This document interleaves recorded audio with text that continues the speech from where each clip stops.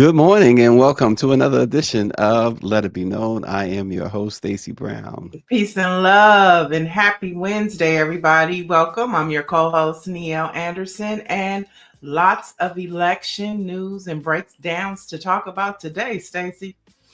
Well, it is. Well, we start with let's see what our producer has first. Donald Trump, since I know you're watching, I have 4 words for you.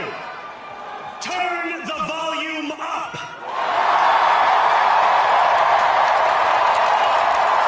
We are breathing in the air of a city that has been reborn.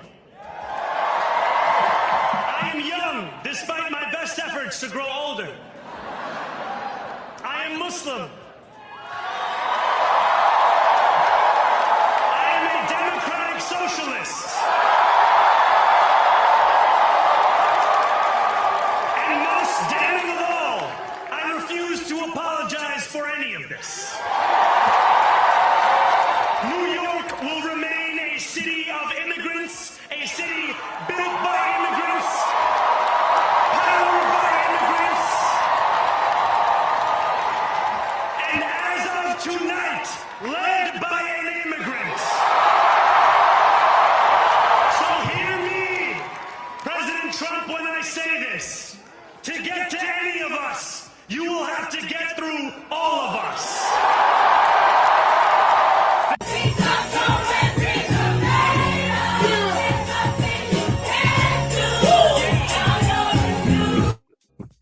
Well. It was. Go ahead, Greer. I gotta jump in here. I gotta say something with this one, okay? Because I got a testimony. I saw Niele out in the street last night with those young people. They were around the corner. One of the most inspiring things that I saw last night was when my daughter FaceTimed me, just happy because she was a part of this change that we're seeing right now. And now, it's not over. It's about to get ugly. But she was a part of this, right? Mm-hmm. And so, but what that said to me, the calm that it brought me was something that I will remember because she is 22 years old, right? And at 22, she felt like she did something to fix the situation, right? And what I'll say is that for us and especially for our generation, if all we are doing is teaching our children or encouraging them to do nothing but sweat, to just make money and not be a part of change, because I know that this moment, if nothing else, has inspired her. And young people did this. Young people did this in New York City and other places across yes, this is, people did this. They came out because but that was inspiring to me because we have a lot of criticism about that generation, right? Mm-hmm. They are on the ground doing the work. And that's what, if we are not encouraging them to get involved with, then we are failing. It's not them that's failed. It is us. So it brought a sense of calm because, I felt like, I gave myself a pat on the back for that one. And I'm gonna give that one to my mama because she had me in the streets, right? Mm-hmm. And I passed that on to her. But I just wanted to say that and encourage this generation. They not lost. We got to give them a chance. That's all I had to say. Well, listen, I've had the privilege of meeting Ruby a couple of times, and it doesn't surprise me. RNG says her generation will be the majority of voters in the next presidential election. Look, it was over by 8:30. This was over. The story was unmistakable. America had spoken not with a whisper, but with a roar. It swept through Richmond to Atlanta, Newark to New York, even down in the South. The nation said they had seen enough of the cruelty, the chaos, and the conspiracies that have marked this Trump year, less than a year too. But Well, I think we could stay on Mendami for a minute before we even get to all what happened across the mhm, country because he stole the headline. You know, it was Prop 50, but Mendami did something, and I said it yesterday. It was reminiscent to what a Barack Obama did. Everything that Greer was just talking about was the same thing parents and grandparents were saying when Barack Obama said he wanted to run for president. And Mindami even gave Obama a nod when he said, "Tonight we have spoken in a clear voice." He said, "Hope is alive." That was a nod to Barack Obama because he had the audacity to hope that he could bring change. Mindami is totally reminiscent of that. Greer mentioned, you know, I was at USC yesterday afternoon and I was just overwhelmed by not just the long line to vote, but an even longer line for new voters. And so Mendami gives them the hope that they need. I think what Gavin Newsom did is critical in Prop 50, and we'll get into that. But yesterday's election belonged to Zoran Mendami.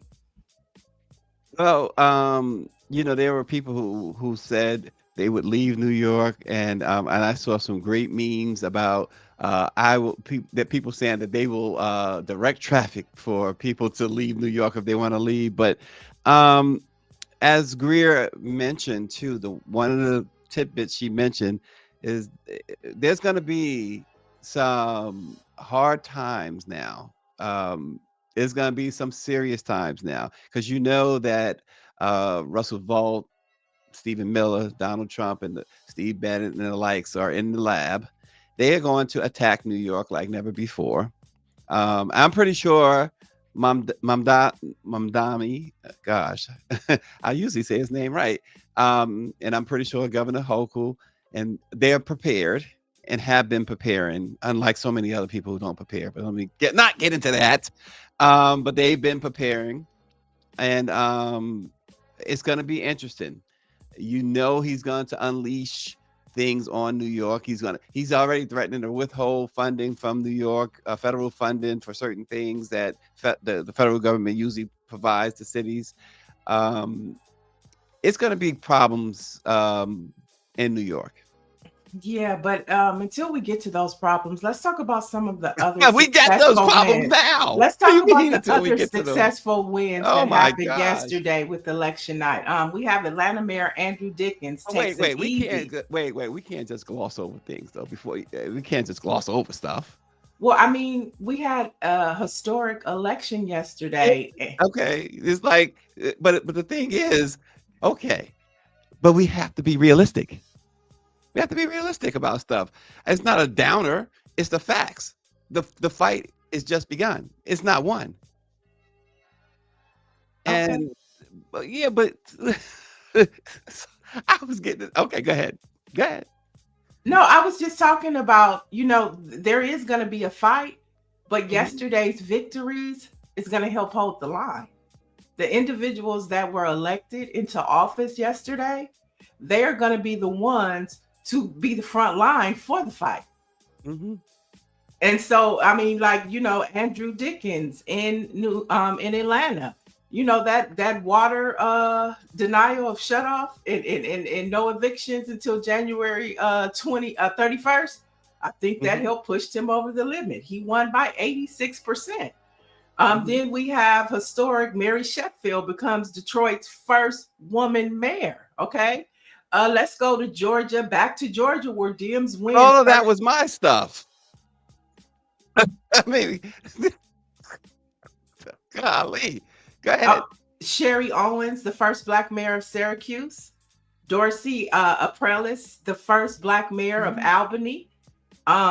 Majority of California, 62% say yes to Prop 50. Christian Menifee and Amanda Edwards head to a runoff in Texas 18th congressional district.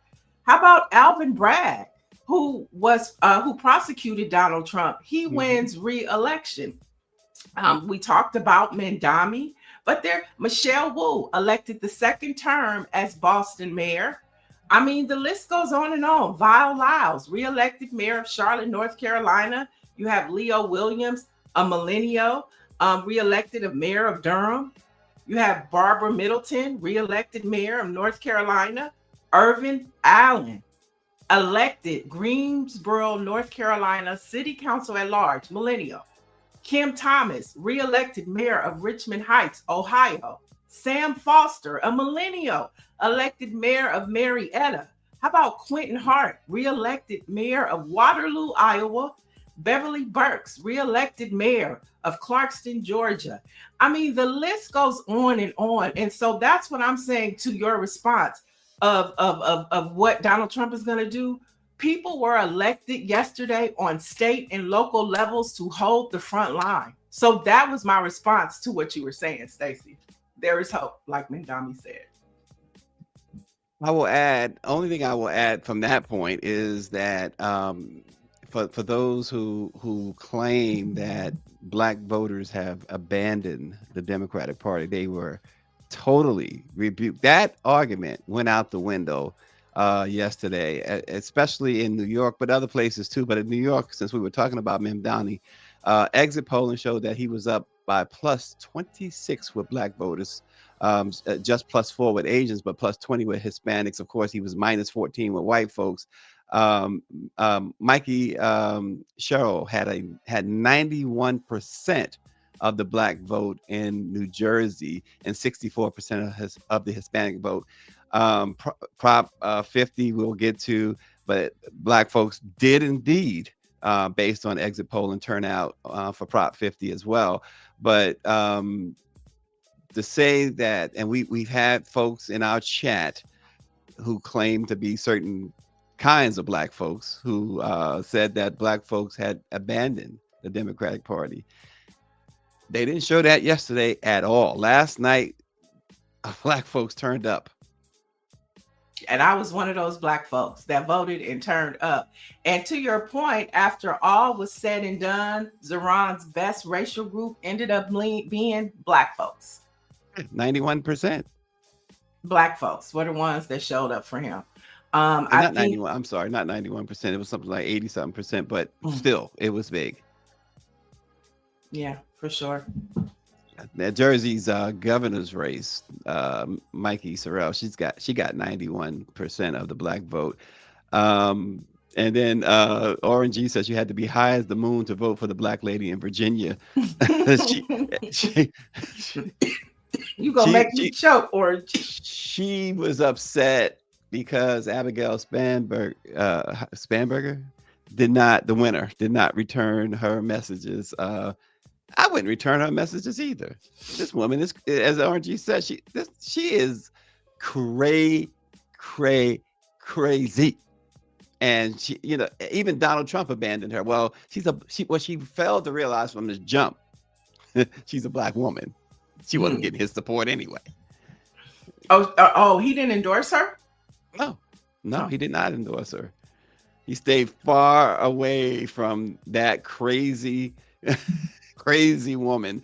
I've never seen somebody run for office like that. I mean, Herschel Walker was just ignorant. He wasn't crazy. He was ignorant. This woman was absolutely crazy.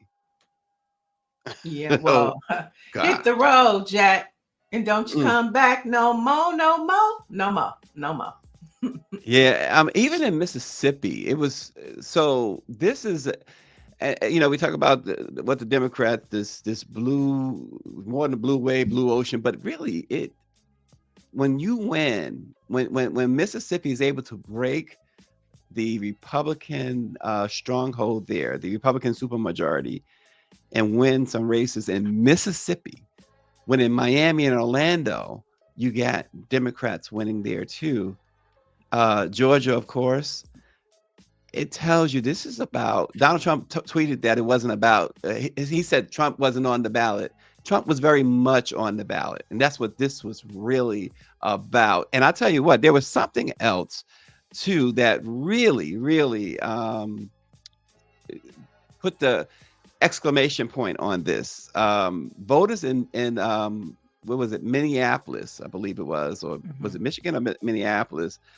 Colorado, I'm sorry. Voters in Colorado approved the ballot measure that would raise state income taxes on higher earning households to do what? To fund free meals for all public school students. That to me is a period exclamation point on this is all about. This election was all about Donald Trump. He's withholding food and SNAP and other benefits from folks, and he's giving all of these breaks to billionaires. This Colorado bill, this that the voters approved 100% almost, this ballot measure is going to raise the state income taxes on higher earning millionaires, billionaires to fund the lower income. And that, folks, is what it's, to me, what really sells this as, or puts a period on the fact that this is against Donald Trump. So yeah, so when you were asking like don't glance over it, it's not a glance over, it's a response. That was the response to, yeah, we're going to be headed towards some hard times, but yesterday was what the American people were saying, that we're building our front line on the opposite side. And I don't think that Democrats should start tap dancing. I don't think Democrat leadership should They get need to too stop tap excited. dancing. They need to really, pay attention to where this wasn't about Democrats winning. This was about resisting Donald Trump. If it could have been other candidates, I think that Democrats would have been in trouble. So they really need to read the temperature. I saw Hakeem Jeffries, celebrating. This wasn't really a celebration for Democrats. He didn't even support Mendami until the ninth inning. Until he This was realized Mandami about was going to this win. Let's was face it. about this was about Let's this was face it. about people resisting Donald Trump. No party affiliation needed. And as Orange G said, he said, listen, black people all show up. It is the white people who have to get their feelings hurt in order to get off their butt. It's true. They got their feelings hurt. And we've seen all year long these folks in videos and everything else. I didn't think it was essentially saying, I didn't think he was going to do this to us. I didn't think we was going to feel it like they feel it. So they did. They got their feelings hurt, Orangey. White folks did. Yeah. White folks that support Trump got their Yeah. feelings hurt. And Claudette Perry says Trump said last week that he is closing down all Democratic programs. He seems to think that feeding people through SNAP and helping through other federal programs are Democratic programs. That tells you how ignorant that so and so is. Right, and that's what I mean by the Colorado ballot measure that passed there. It was a total rebuke of Donald Trump. Yeah, for sure. Everything else. Everything Yeah. else you mentioned is, and you're Yeah. right. You're 100% right. This is more of we're tired of Donald Trump than it is we're for Democrats. Right. Yeah, totally. And so I hope that they, because Democrats are taking credit for this and talking about they hit the college campuses and they, heated conversation last night with somebody from the party. And I'm like, yeah, congratulations to Democrats, but don't take credit for something that people are pissed off about. We're Right. just sick and tired of being sick and tired. Here we go. In the words of Fannie Lou Hamer, we Here we- are. And so we want the Democrats to do better. They're all we have right now, but don't get too excited. You know what I'm saying? Mhm. That's why I'm glad that Mendami said, I'm a socialist Democrat, because Mhm. that is some internal reckoning and conversations that the party is going to have to deal with. Because these young kids, I really do believe these young kids that was wrapped around the corner at USC, that's the type of pool that is going to support a candidate like a Mendami. Yeah, and the question is, Niele, can this can this ride through next year? Next year is the most crucial, right? But you're right. Democrats can't, as you put, tap They shouldn't be tap dancing. But you're right. They can't really take all the credit, or they can't take much of the credit. I mean, Greer talked about the young ones. They deserve the majority of the credit. The Mamdamis of the world deserve the credit. The Democrats as a whole, because you mentioned Hakeem. He at the very last minute, when he realized, well, he's in my party, and blah blah blah. That was an endorsement that Mandami probably could have done without, to be honest, right? I He don't was think going to as a win. candidate you never, turn away and You don't endorse turn it away, somebody of but it that was like, nature. You right, take it. right. But it wasn't gonna make a difference at that point. Mandami had rode that wave. Mandami had done. You talked about Obama, and he's as close to his campaign. I'm not saying he as the person, as the politician, but his campaign was as close to Obama as we've seen, as Obama's campaign as we've seen. Hmm. And Prop 50. I mean, that's your baby out there in California, but it helps everybody. Yeah, it does help everybody, but like I say, Mandami took the thunder away from that. I mean, even when you look at and I think Governor Gavin Newsom, he's like, wait a minute, I thought I was at the forefront of this thing. And now you have somebody like a Mandami who has garnered national attention. Okay, folks is paying attention. When his speech came on last night, it was electrifying. And you okay, what you talking about? Let me hear what you're saying. Mhm. And then, a room full of young people, so much energy. And then you go to Gavin Newsom, and it's just him and his wife. And it's like politics as usual. And I think that's what the American people, these young folks, are tired of. Hakeem Jeffries has gotten a lot of nicknames, including Apex Shakur, but we got somebody in the chat, Mr. K, whatever your name is, my brother. Hakeem Last Minute Jeffries is what he called. Some Well, RNG, I'm saying the same thing. Where is Black Mag? I don't see him on the chat today. Where they at? put it, sometimes being at the last minute, is sufficient. But I think our guest is here, and I think that But we she has a clip first, though. Oh, she has a clip. Okay, Yeah. so let's check out the clip and then we'll bring our guest in. And then the perfect response by Zoran Mamdani. Do you see Mamdani as the future of the Democratic Party?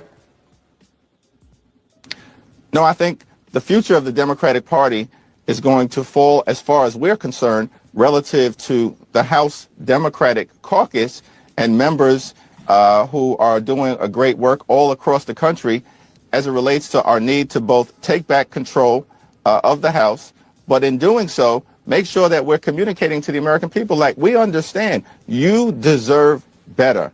And Mm. The All future of the right. Democratic Party. He said no. Good to know. Do you have a response? No, I'm focused on the next two.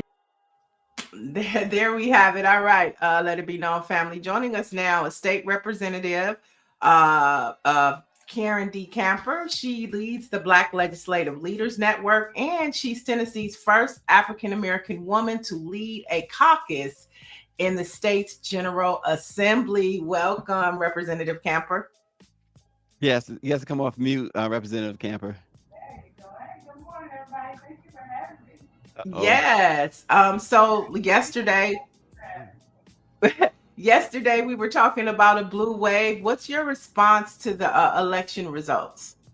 Well, I'm excited about it. I think it's a sign of where we are in our country right now.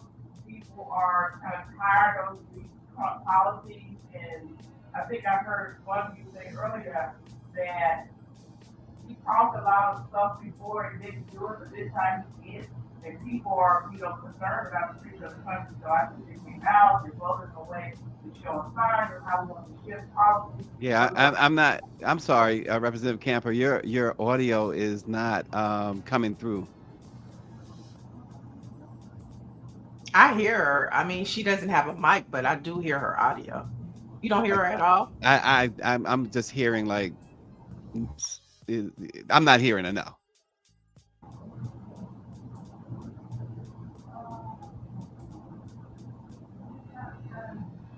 Yeah, maybe we maybe Representative Camper, can you maybe go out and come back in? I'll do that, yes. That would be awesome. Yeah, I don't think, yeah, Greer wasn't picking her up either, Niele. And yeah, audience is not picking her up. Dr. Marilyn says she can't hear either. But hopefully we can get that fixed. It'd be great to hear what she has to say. I'm sure she has a lot to say. Um, but until then, Neo, tell us a little bit more about how. I mean, we had a guest on yesterday about Prop 50. How did it all come about? I mean, they did it the right way, right? So nobody can really challenge how they're doing their redistricting. Right. No, 100%. I mean, the turnout was great. Like I said, you saw a lot of people understanding how many how significant this was to democracy at large. So you had 62% yes, 38% no. And of course, 85% of Democrats voted for it. 60% of independents voted for it, and then you had 22% of Republicans that voted for Oh a wow. yes on Prop 50.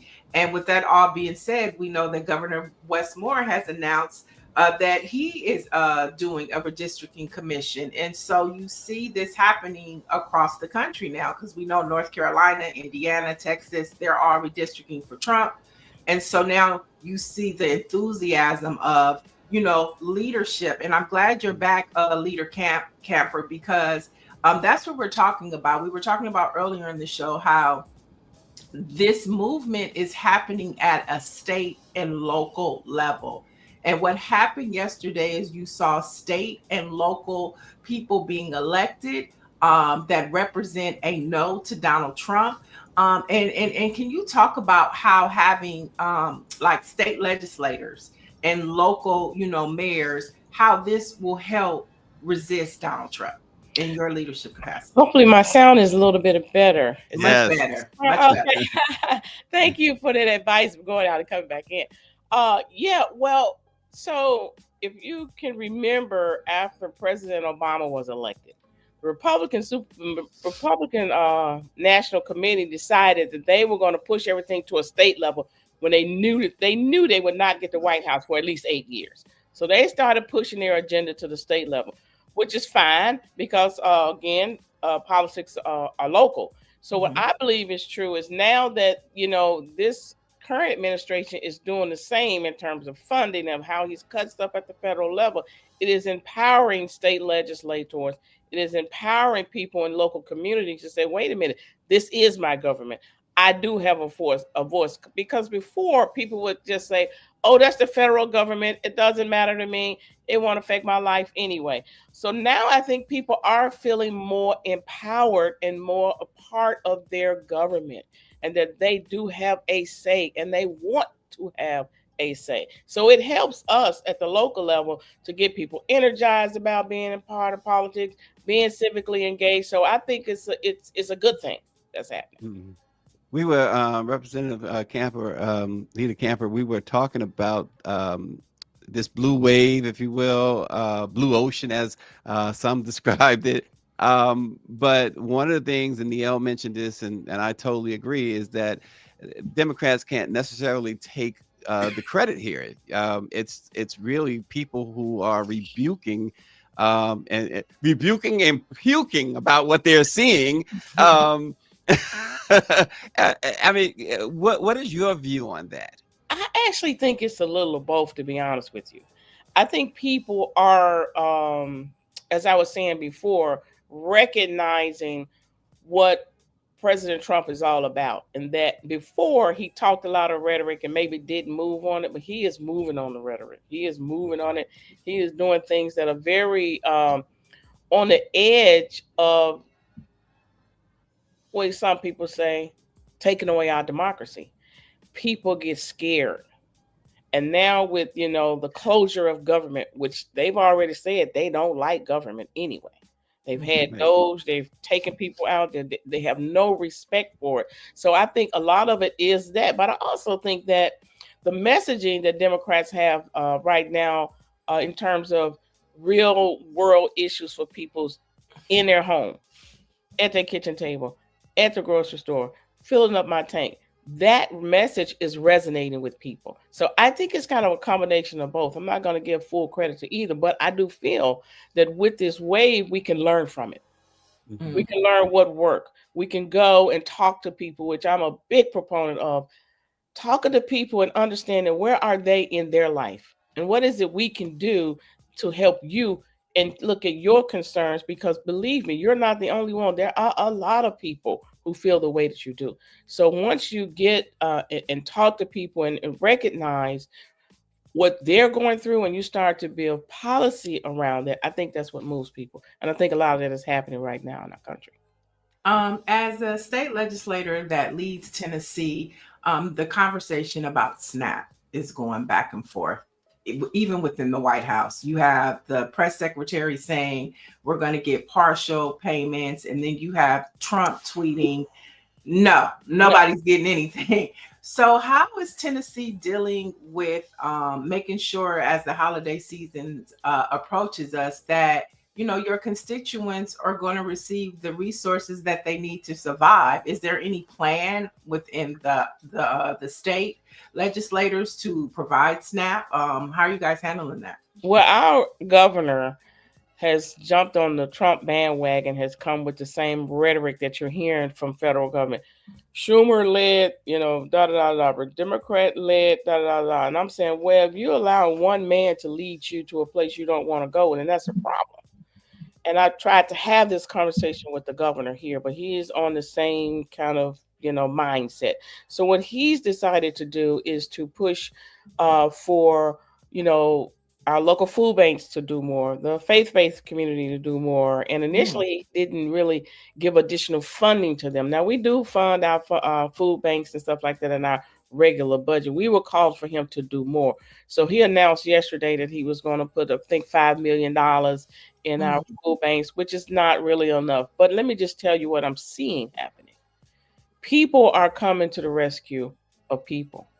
People are deciding we're going to help. We're going to, in all of our local organizations like our OES chapters, our Masonic lodges, our sororities, everybody is coming to the table. A lot of nonprofits groups here in our region of the state, which has a lot of extreme poverty. And a lot of organizations are just doing everything that they can to leverage what they have, to help population. But this governor is on the same sheet of music as the federal government.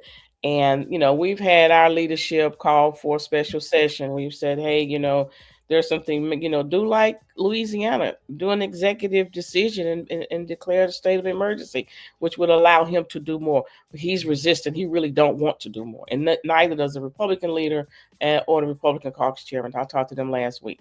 They're following the same rhetoric that's coming from the federal level.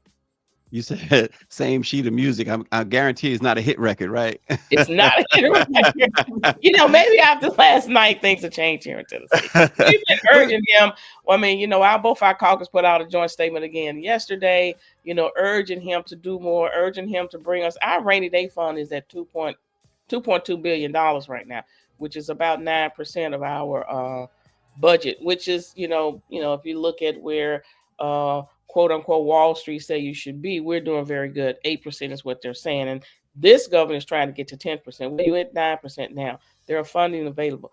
Additionally, what I recommended to him, if you don't want to come into a special session, you don't want to tap into the rainy day fund, there are some discretionary funds across all departments. I mean, we got TANF that can do more. We got so many dollars out there where we can pull together in an all hands on deck scenario and help. But he don't want to do it.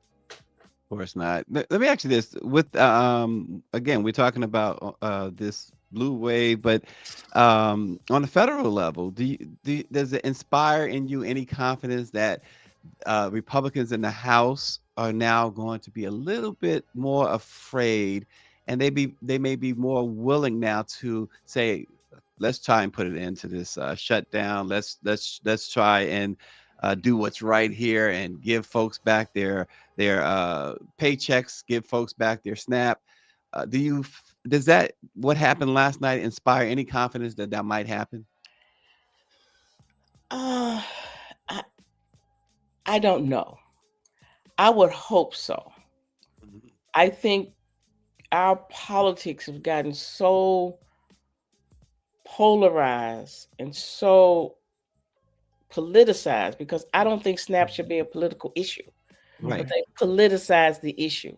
And oftentimes, when you go down this road of politicization, people don't want to stop. They want to keep going. They don't want to compromise. It becomes a dirty word. But I Even out do. of fear, I'm sorry, even out Go of ahead. fear of what happens next, what could happen to these Republicans on the Hill I, next I year? I think yes, because I think they're going to start strategizing now on what to do to counter that. That's Mhm. why, you know what I'm saying, it gives them time. I'm hoping that's not the case. I hope that there are some. I mean, well, we look at Fetterman. I'm upset with him. Oh gosh, If we're gonna another Joe Manchin. yeah, if you're gonna talk about what the Republicans may or may not do, let's let our own do what is right. Okay. Right, right. So maybe that's a message to him. And maybe with that, some of the moderates, can come together and say, hey guys, look, let's get to the table. Let's talk. But they don't. I'm just telling you, anything that's related to Obama, they want to get rid of it. Yeah. And they Sure. just don't like quote unquote Obamacare, even though their people love it Mm-hmm. and use it and need it. So I don't have a sense of it right now. I think we got to dig into. I have a guy to dig into the numbers, and he kind of digs a little deeper below the surface. I'd like to hear from him what he thought he heard in the analysis of the voters that did turn out based on who these voters are that participated this time. Mm-hmm. I mean, Tennessee, federal workers are impacted in Tennessee. Your airports are impacted. Another story that, Donald Trump kind of throws something out there and then we don't hear about it again until maybe 4 o'clock in the morning, 4 weeks later. And one of those things, we're sending the National Guard to Memphis, Tennessee. Where is that situation at right now? Is the National Guard there? I mean, is ICE there? What is happening in Memphis right now, and how are you guys handling that? Yes, yes, and yes. He said it. They did. They're here. Um, our governor obviously supported it initially back in August. He was not kind of like, no, no, but now he's like, yeah, yeah. I think, similarly to how President Trump functions with threats and I'll withhold your funding, I'll do all these things. In this past year's budget, we had appropriated $100 million for crime safety, crime prevention, safety, etc., which preponderance of it was coming to Memphis. Mm-hmm. And there's another pot, about $75 million, to help reduce crime and etc., etc. I think this governor probably used that to say to this mayor, okay, we can withhold these funds or you could get on board with us coming to Memphis. Oh wow. And this mayor, has said, I don't want, he's not with it. He's not with it, but he understands what could possibly happen. Now, so we have a county mayor, we have a city mayor. Both are against them being here, but what the city mayor has done is try to say at least those that come, let them be a representation of the population that we need to help us move our city forward. Meaning, if you have military police who can help us in our crimes, in our economic crimes unit, let's get that population, because the National Guard is a reflection of the population. So he was trying to be strategic in the type of people within the guard that comes. On the county side, they filed a lawsuit. Like, no, this is not right. It's unconstitutional. It's against Tennessee, Constitution. That lawsuit is being heard now in court. So we have to see how that lawsuit comes out. So one is trying to make it work based on what has happened, and the other has filed a lawsuit. And the people are kind of, the people are they want the safety task force. It was just this National Guard presence that created this whole problem. But there are some people like, well, I if it's gonna help, why not bring them? Then you got some like, what? This is no state of emergency. Why are they here? Right. Why are they walking down the street with our children with guns and stuff? So we got people on both sides of it. Wow. So what's the conversation today that you plan to really have with your fellow Democrats there in Tennessee about strategy? Well, this is the thing that I believe is true about our caucus, and then with any caucus, to be honest, we have people that have a tremendous amount of expertise and strengths. We're going to have to strategically use every strength that every member have. We talk about having a big tent. And in Tennessee, you actually need that big tent in order to move us out of this super minority that we're in. So everyone that have whatever relationships they have to bring them to the table. Whatever your expertise is, we have got to allow that member or those members to use it for the good of everybody. If you are a young Turk and we need you everywhere young Turks are, that's where we're sending you. If you are that conservative guy that's been in those rural areas, there are conservative Democrats that's on the bench. I need you to go get them. Right. So wherever you are in this state, people will say we have 3 grand divisions, and each one of them is almost like a different state. They're so different. But wherever you are, whatever your expertise is, whatever your strength is, we're coming together to pull that in a way that no one feels offended because somebody else is doing. Mm-hmm. Everybody will be leveraged, wherever corner of this state. Now, our retreat is coming up next Monday, as a matter of fact. And this is definitely the dialogue that I want to have with them, because we have got to get to a place where we can function under operational unity, where we do not have to agree on every single thing before we can move forward.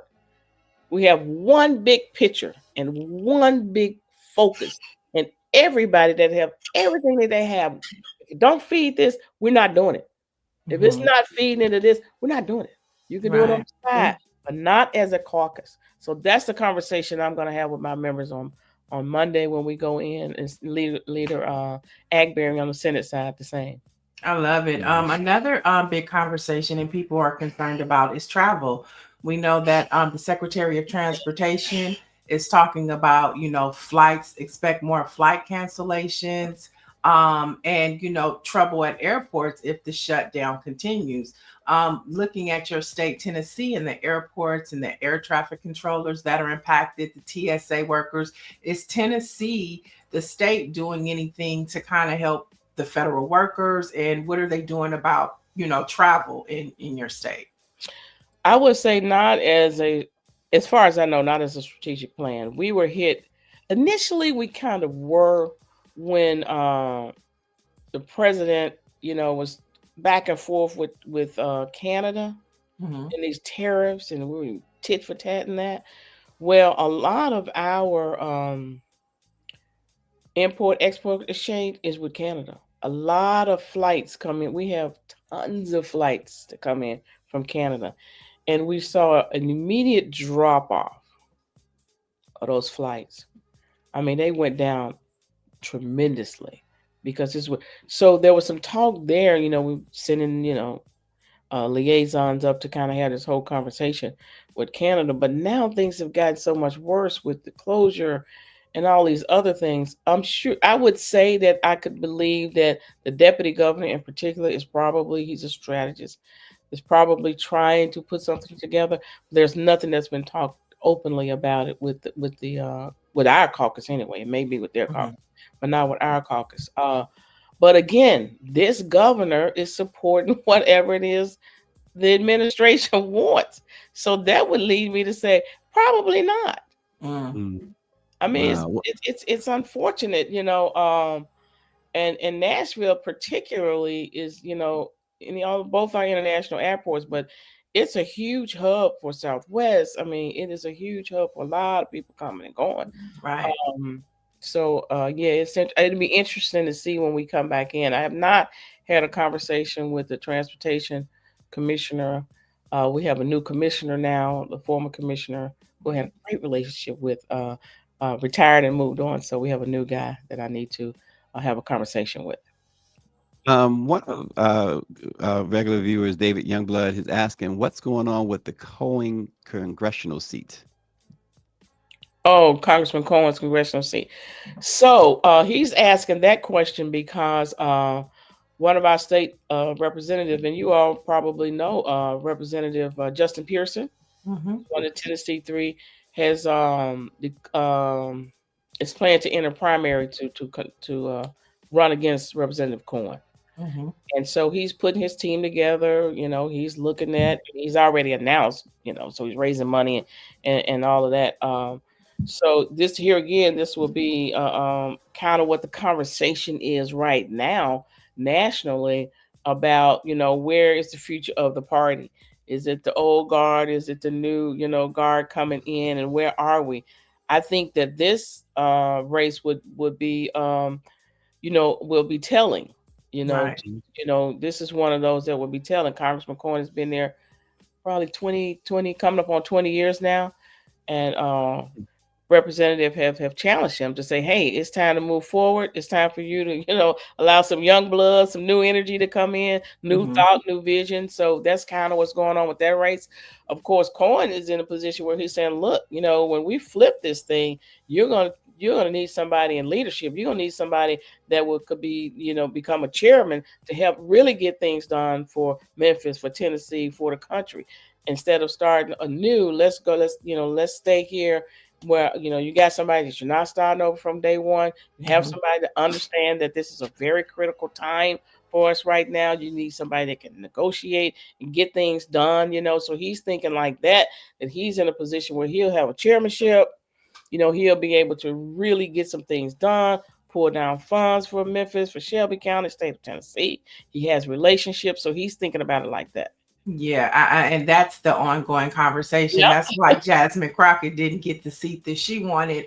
And that's the internal conversation. Like maybe this whole tenured system that Congress works on needs to be rethought, and just like the Supreme Court. We're going to talk about that. But before we let you go, we're excited to be building this relationship with the Black Legislative Leaders Network, having state electeds come on and talk about what's happening in their states and communities. So before we let you go, tell our viewers about what the Black Legislative Leaders Network is all about and what we can expect to hear. Thank you so much for that. Well, when I became a minority leader in 2018, I recognized that, Blacks are rising in leadership in these state houses now. For a long time, we were not in leadership. We were there, Black Caucus, but we were not really in leadership in a major way. And so particularly in the red states, we're seeing that Blacks are rising in leadership. But there was no real network for just leaders. We have the National Black Caucus of State Legislators. That's all the Black legislators we do, and it's great. We have national organization, Black elected legislative women. I'm a former president, so I get it. But you need a place where leaders can come together and be groomed as leaders, to have a network where they can call each other and be a support for each other. So Jasper and I decided we would start the Leaders Network. We actually went to one organization to get them to just kind of maybe have a leg under them that did that. They didn't see it. So we said, well, we make our own. So we started the Black Legislative Leaders Network, and it's been going for about 5 years now, and it is phenomenal. When we started, we had 3 speakers, Black speakers. Now we up to 7, 8, almost 9 Black speakers of houses, and Senate presidents, where they need a network for each other so that they can be strong in their leadership. And if I'm experiencing something in Tennessee that you're experiencing in North Carolina, we need to know about it so we can help each other. And even as far as maybe having an agenda that the Leaders Network can come up with, where we are affecting the lives of Black people across this country as a group. So we created this organization to allow us to learn, teach, fortify, and build each other up in these leadership positions. I remember when Talbot became the speaker in Maine, they have term limits. So she was thrusted into leadership where we had to dispatch somebody to go up there, set up our office, set up the people that's going to be, so that she feel comfortable her day one in legislating and being in charge of her house. So it's been phenomenal. Everybody loves it. We have great programming. Matter of fact, we'll be in, depending on the flights, we'll be in Washington. We'll be in Washington the 18th, 19th, and 20th, because the National Council, a conference of state legislators, will be up there. And we usually join another national organization when they're meeting. We join them and we work in parallel with them to get more Black legislators to some of these events. And we have a tour of the White House scheduled Actually, we got a meeting in the White House with some of the Trump administration. Oh boy, don't kiss the ring now. Don't kiss the ring. Can't wait to hear No, about that. we got to be able to say to these people, That's right. you have to have a conversation. They have to know it's real. You have to be. You can't be so that I'm not going because. No, I'm going because. Right. You can't say when nobody told me. Yes, somebody did. So we have to go and be able to say these things and let the White House know there is an agenda for Black people that you need to know, understand, and appreciate. So yeah, we're going. I love it. Okay. Well, we can't wait to have more conversations with Black legislators. And thank you to you and Jasper for helping put this together. So we'll be talking to you soon. Thank you. And thank you all so much. I You. appreciate the time with you. All right. No, Peace and it was a love. privilege. Thanks. I like her. Yeah, lots to talk about. I'll want to go one for one. I know you have some more feel good stories to talk about, but I think this falls in line to what we were talking about. Former U.S. Attorney General Eric Holder is saying the Supreme Court should be a part of the national conversation heading into 2028.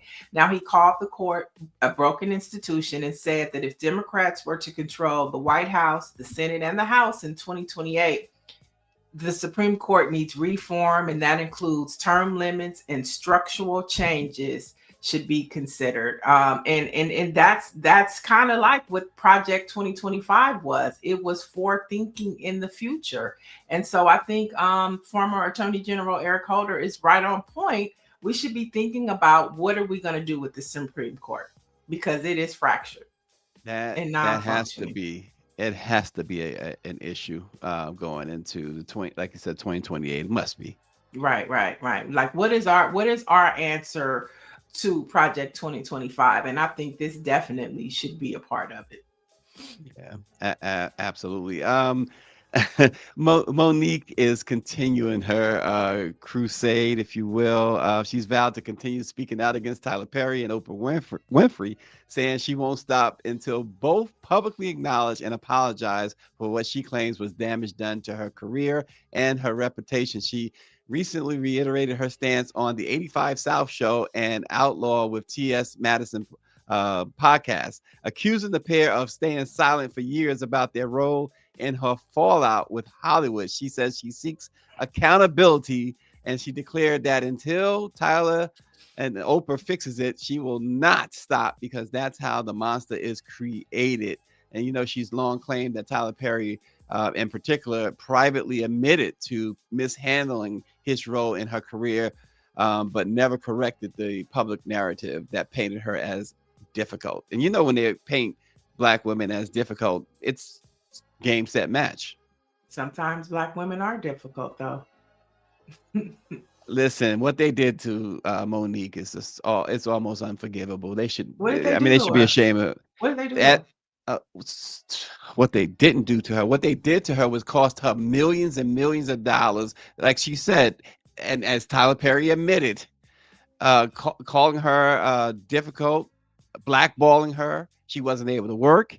I think it's so bad to treat anybody like that, but Black people to treat these Black power folks to treat a Black woman that way. And it was simply because of her decision during the Precious movie. She wanted to be paid to go travel and promote, and they didn't want her to be paid.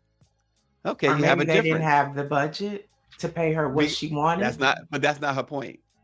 Her point is, that's fine, but don't blackball me because I wouldn't go on your promotional tours. That's just awful. The story is it's not a new story. It's what's new is that she's come out again and has said that until she gets that apology, she's just not going to forgive him, and I don't blame her. Yeah. I mean, in the comedy world, I know a lot of people. I mean, and it depends on who you talk to about Monique. Some people say she is difficult. And so, I mean, I'm not saying that she's not validated by what she said, but I mean, it just depends on who you talk to about Monique. I will leave it at that. I'm not here to defend her, but I do know that from what we've seen over the years, including Steve Harvey and his you know, jig dancing with her, it was horrible. What you saw it, and Harvey knew it, and they all knew it, and what they did to her was unthinkable. You know, we we have a responsibility in a sense, and we wouldn't do that. They have not, there's no record of them doing it to white folks. Why do it to your own? Well, and to to that point, there's so many stories about how oh Tyler Perry has looked out for Black women. I mean, he has a laundry list of Black women who say, you know, and I'm talking about like soap opera actresses that fell off the grid. They talk about how much money and paying them, not like just paying them what they're worth, paying people what they're worth. So I just think that, it just depends on, who's mad, how long you mad, differences of creative, opinions. Sometimes you don't have the budget to really pay what somebody would want. Look at Holly Berry and Monsters Ball. She wasn't paid the way she should have been paid, but she was an Academy Award winning actress. She don't have no problem with it. So I just think it depends. I'm not saying she's right or wrong. I'm just saying that No, there I are get two it. sides to every story. When you talk to Black women and how Tyler Perry treats Black women, I think for every Monique, there's 10 Black women that have a different story. I have not heard the 10, but I'm not I can I'm count not 10. doubting you. I can count 10. Okay. I can Count count 10. them. You have You Angie sound like you from want to All count My Children. You have who she just got married to Jonathan Majors. What's my them. girl's name? Love her. Megan. Megan. You have Taraji P. Henson. You have Gabrielle Union. You have Scandal, Kerry Washington. I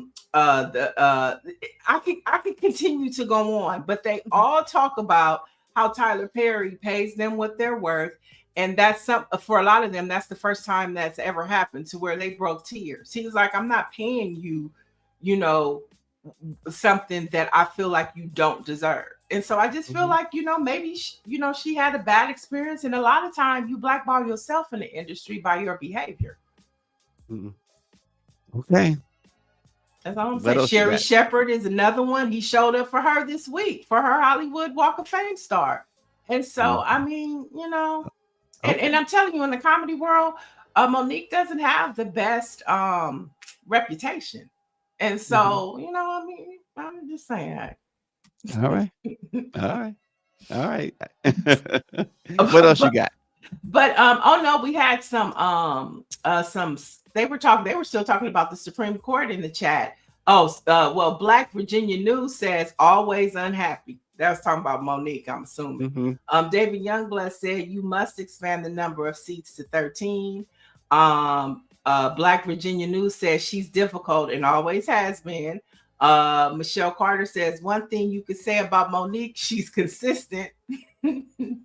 Michael Carter. Michael Carter, yeah. And then so I mean you could go on and on about the situation. So I mean, yeah, you can. And listen, I don't think that there's a reason for Black folks to ban or to blackball other Black folks ever. However, I don't think she was blackballed though. I really don't. I think her behavior dictated what happened to her. Okay. Well, she believes she was, right? So I just don't. I think that if that's, let me say it that way. Then, if that's the case, then there's no explanation needed. There's no excuses for that. Is what I'm saying. No excuses. I've heard the same things. I've heard Monique being very difficult, but I've also heard that what she is saying is true. And like I said, Tyler Perry did admit that he did that to her. He did admit it. Oprah has not, but Tyler has. So what more does she want from him? Well, he didn't publicly admit it. So there you go. We know about it. We know about it. Yeah. Listen, if I was in her position, I'd probably be bitter too. So I mean, they call it whatever the situation, whether it was her attitude with them or their attitude with her, it cost her millions of dollars. So I'd be bitter too. So I'm not taking that away from Monique. But to your point, there are people who find her difficult to deal with and won't deal with her. Yeah. So I think she's touring. She's still touring. She's gone on tour with Cat Williams. So she's out there making her money on the comedy scene for sure. But just a couple of HBCU headlines. Our ally, Mackenzie Scott, has done it again. She gifted Howard University $63 million to the whole school and $17 million for its rare HBCU-based medical school, which brings Scott's total to over $3 million in recent weeks. 300 million in recent weeks alone. Now that's what you call an ally. Somebody posted about this. Somebody said, "Man, she really hates Jeff Bezos." Because the moment she broke free from him, she's like, "Okay, I'm gonna show you something. I'm gonna show you how we're supposed to treat people, Black folks." Yeah, and the parallel of watching him and his wife travel all around the country and dropping these. I'm getting rid of 100,000 jobs and using robots. And exactly. she's constantly showing charity. It's interesting. And then in more HBCU news, Snoop Dogg is really trying to make amends with the queer community. He has partnered with GLAAD to bring HIV awareness to HBCU campuses. His first stop was Jackson State University, and he told the students, "A disease shows no prejudice. The best thing you could do is get protected and find more information." And we know, he caught a lot of flack for taking his grandchild to see a movie, and it had two mothers in it, and he said something. But ever since then, he has partnered up with GLAAD, and he's like, "I'm all about the queer community. I'm gonna put it in my cartoons. I love y'all. I didn't mean no harm." Snoop doing the biggest retreat in the history of retreating. That dude. Oh my! And getting paid. And getting paid. I'm getting paid to do it. Okay. Oh gosh! Yeah, he has a show in which he's a judge or something. Something came across my Is it The Netflix Voice? Is he still on The Voice? I have no idea. No, he like a courtroom judge. Oh, Snoop has 100 jobs. I don't know. He must have more hours in the day than we do. Yeah, like that kid. What's his name? Ryan Seacrest, right? Be flying coast to coast to do all that other stuff. Tom Joyner. Tom Joyner used to do it Joyner's too. He used to fly from Texas to Chicago every day. The fly job, it's possible. So, and last but not least, tonight is the Beaver full moon. It's the largest and brightest supermoon of the year. So if you want to catch it, it's happening tonight. So the Beaver full moon. The wonders of creation. Mm-hmm. I love it. Mm-hmm. Michael Carter says, "I love how Mackenzie Scott is trolling Jeff Bezos as he cozying up to Trump and the deplorables." Absolutely. She, again, can't say enough about the statements she's been making. With her, somebody said, and this is something, Niele, somebody said, allyship and reparations. That's what this is, a one person reparations crusade, huh? Love it. I love it. The evolution of reparations is no longer 40 acres and a mule. It's been redefined, and I think it's good because it's time good. changed. Education, right? Yeah, education. She's given this to education, so there you have it. We as somebody in the chat, we will never hate on Mackenzie Scott. She is more. She's sitting at the cookout, and she's having ribs. Okay. And let's just say to Chief, she don't need another Jeff Bezos. She got her own money. She put in her work with him. She don't need him. There you go. There you go. And at 300 million plus just in the last few weeks, that's more than reparations. That's a statement and a half. Thank you so much, Mackenzie Scott. And this date in Black history. On this date in 1901, two brothers, James Weldon Johnson and John Rosamond Johnson, compose what has become known as the Black National Anthem, Lift Every Voice and Sing. It is one of the most respected, honored, and revered songs in Black culture. Mm. My favorite lyric or line in it is lest we forget. I think it's in the second or third, but lest we forget. I always like to use that hashtag when we think of our ancestors and those who have gone before us that have done great works, big and small, known and unknown. But lest we forget why we're here. So yeah. And lest we forget, on this day in 1968, Shirley Chisholm became the first African American woman elected to U.S. Congress. And some of her coined phrases are, if they don't give you a seat at the table, bring a folding chair. And of course, unbought and unbossed. And said another one is, you don't make progress by standing on the sidelines, whimpering and complaining. You make progress by implementing ideas. Listen, one of the things I always think about, other than that, those are foremost when you think of Shirley Chisholm, is Bismarck's line. He said, Reagan is depressed, but I voted for Shirley Chisholm. Hey, I love it. I love it. All time. Nobody beats the Biz. Nobody beats the Biz. Okay. And if you want to know more about Shirley Chisholm, there is a great Netflix movie starring Regina King. I think it's called Unbought and Unbossed on Netflix. You can go check it out and see. The story only focuses on when she ran for president. And so you can see the Negroes that didn't support her and the Black folks that did. Oh boy, she went there. She said the Negroes that didn't support her and the Black folks that did. I like that. All right, our Black-owned newspaper of the day is Our Weekly. Our Weekly LA was formed in 2004 to provide in-depth coverages on issues pertaining to African Americans living and working in Los Angeles County.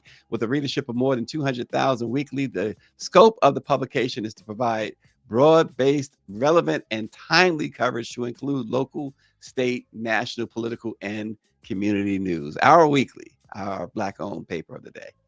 And there you have it. And for the latest in Black news and all of the election results that happened yesterday, head on over to BlackPressUSA.com.